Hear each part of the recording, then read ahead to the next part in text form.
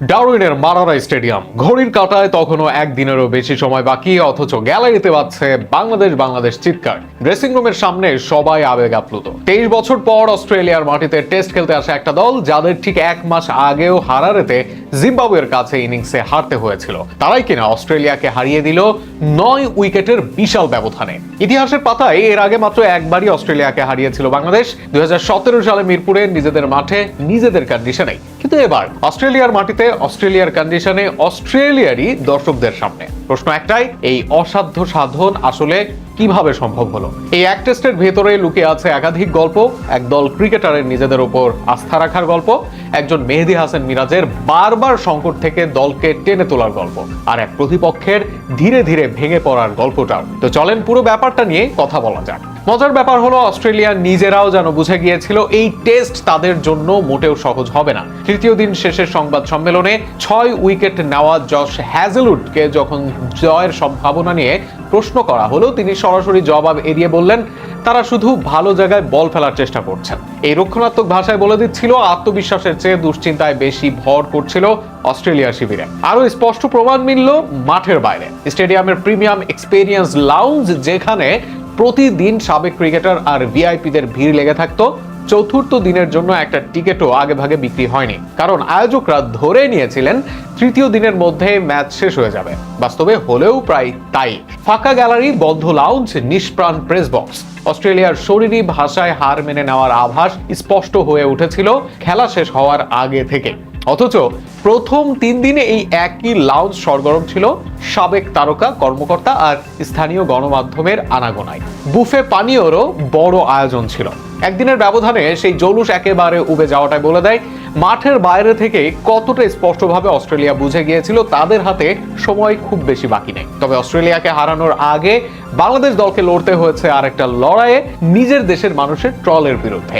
মাত্র 1 মাস আগে হারারেতে জিম্বাবুয়ের কাছে ইনিংস ব্যবধানে হেরেছিল দলটা। অস্ট্রেলিয়া সফরে গিয়ে প্রস্তুতি ম্যাচেও ক্রিকেট অস্ট্রেলিয়া একাদশের কাছে একই রকম লজ্জাজনক হার। স্বাভাবিকভাবেই দেশের মাটিতে সমালোচনার ঝড় বইছিল তখন।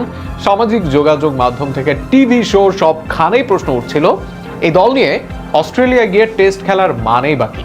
23 বছর পর অস্ট্রেলিয়ায় টেস্ট খেলতে যাওয়া দলটাকে নিয়েই প্রত্যাশা তলানিতে ঠেকেছিল, অথচ ঠিক সেই দলটাই যাদের নিয়ে নিজের দেশের মানুষই আস্থা রাখতে পারছিল না, তারাই ডারউইনে নেমে ইতিহাস গড়ে ফেলল। এই প্রেক্ষাপট মাথায় রাখলে বোঝা যায় অস্ট্রেলিয়াকে হারানোর চেয়ে বড় লড়াইটা বাংলাদেশ দল লড়েছে নিজেদের সামর্থ্যে আস্থা রাখার লড়াই, আর সেই লড়াইয়েও তারা জিতেছে।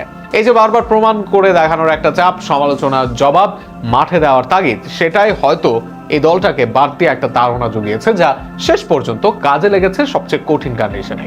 আসল লড়াইটা জেতা হয়ে গেছিল প্রথম 3 দিনেই। ব্যাটিংয়ে নাজমুল হোসেন শান্ত আর তানজিদ হাসানের ভালো শুরুর পর হঠাৎই 11 রানের মধ্যে 3 উইকেট হারিয়ে বিপদে পড়েছিল বাংলাদেশ। সেখান থেকে মেহেদী হাসান মিরাজ টেলেন্ডারদের নিয়ে যোগ করেন আরো 122 রান, দলকে পৌঁছে দেন 426 রানে। এই স্কোরটাই আসলে ম্যাচের ভিত করে দেয়। 100 রান কম হলে লক্ষ্যটা দাঁড়াতো অস্ট্রেলিয়ার নাগালের মধ্যেই। এরপর বোলিংয়ে হাসান মাহমুদ প্রথম ইনিংসে একাই নেন 6টি উইকেট, অস্ট্রেলিয়াকে গুটিয়ে দেন 198 রানে। দ্বিতীয় ইনিংসে গ্রিনের সেঞ্চুরির পরেও মিরাজের 20 ওভারে টানা স্পেল আর 5 উইকেটে অস্ট্রেলিয়াকে আটকে দেওয়া 284 রানে।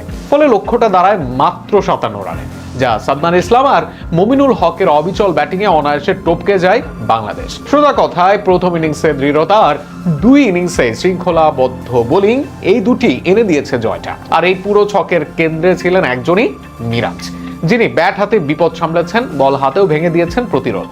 এই টেস্টে পারফরমেন্স বলতে গেলে সবার উপরে থাকবেন মেহেদী হাসান মিরাজের নামটাই। প্রথম ইনিংসে ব্যাট হাতে 154 বলে 65 রানের কঠিন লড়াই, দ্বিতীয় ইনিংসে বল হাতে 66 রানে 5 উইকেট, সব মিলিয়ে ম্যাচের সবচেয়ে প্রভাবশালী পারফরমেন্স তারই।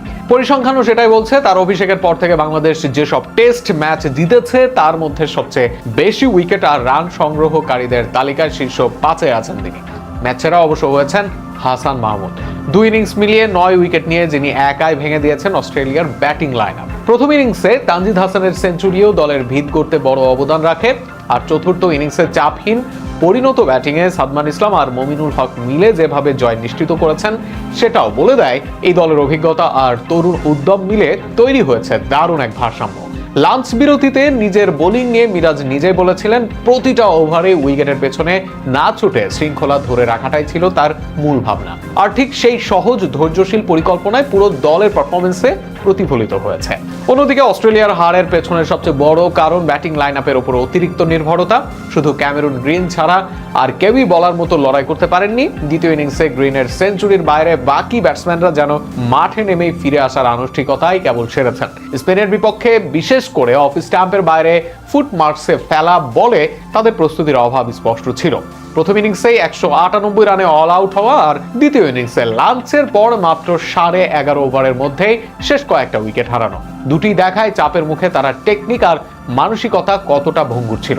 এমনকি মাঠের বাইরে প্রস্তুতিতেও এক ধরনের গা ছাড়া ভাব ধরা পড়ে।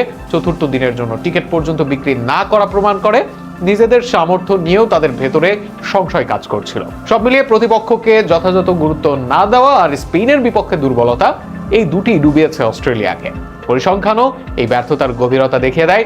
2019 সালে কুলদীপ যাদবের পর অস্ট্রেলিয়ার মাটিতে কোনো সফরকারী স্পিনার 5 উইকেট পাননি, আর দ্বিতীয় ইনিংসে সর্বশেষ 5 উইকেট নিয়েছিলেন রঙ্গনা হেরাত সেই 2012 সালে। এত লম্বা সময় পর আবার একজন স্পিনারের হাতে এভাবে ভেঙে পড়া প্রমাণ করে ঘূর্ণিবলের বিপক্ষে তাদের প্রস্তুতিতে বড় একটা ফাঁক থেকে গিয়েছিল। এত বড় জয়ের পরেও কিছু জায়গায় বাংলাদেশকে সতর্ক থাকতে হবে। প্রথমত টপ অর্ডারের ধারাবাহিকতা। ভালো শুরুর পরেও শান্ত, লিটন, মুশফিকদের 11 রানের মধ্যে 3 উইকেট হারানোর মতো ধস যে কোনো ম্যাচে খেসারত দিতে হতে পারে বড় আকারে। শেষ পর্যন্ত পুরো ইনিংস যদি লোয়ার অর্ডারের লড়াইয়ের উপর নির্ভর করতে হয়, সেটা দীর্ঘমেয়াদে একটা ঝুঁকির কারণ। দ্বিতীয়ত, এশিয়ার বাইরে বোলিং আক্রমণের ধারাবাহিকতা নিয়েও প্রশ্ন থেকে যায়। এর আগে দক্ষিণ আফ্রিকা আর নিউজিল্যান্ডে 8 টেস্টে মিরাজের গড় ছিল 61-র বেশি। ডারউইনে দুর্দান্ত ফেরাটা যেন একটা ম্যাচে আটকে না থাকে, সেই ধারাবাহিকতা ধরে রাখাই এখন বড় চ্যালেঞ্জ। এছাড়া মিডল অর্ডারে ধারাবাহিকতা দরকার, যাতে টপ অর্ডার ব্যর্থ হলেও ইনিংস বড় করার দায়িত্ব শুধু একজন দুজনের কাঁধে না পড়ায়। এক ম্যাচের সাফল্যকে টেকসই পারফরমেন্সের রূপ দেওয়াই এখন বাংলাদেশের আসল পরীক্ষা। পাশাপাশি ফিল্ডিংয়েও নিখুঁততা ধরে রাখতে হবে, কারণ অস্ট্রেলিয়ার মতো দলের বিপক্ষে সহজ সুযোগ হাতছাড়া হলে ম্যাচের রঙই বদলে যেতে পারে যে কোনো সময়।